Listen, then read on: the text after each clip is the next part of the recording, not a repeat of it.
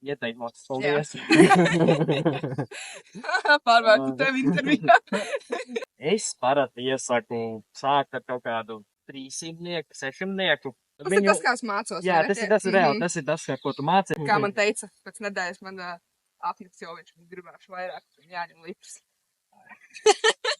Jā, tie, kas saka, tev sākt ar litru, neklausies, tas ir crazy. Jo es esmu braucis, es iesāku ar 700, bet viņš bija limitēts, un viņš beigās bija 400.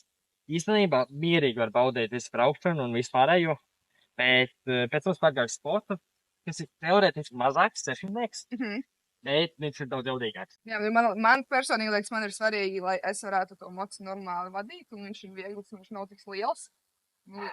Jūs, kad uzkāpjat dažiem virsū, viņi liekas nenormāli milzīgi. Jā, litrs būs nenormāli milzīgs, bet uz augumu savu var augt par litru. Ne, tad nav. Jā? Jā. Ot, iedrošini mani.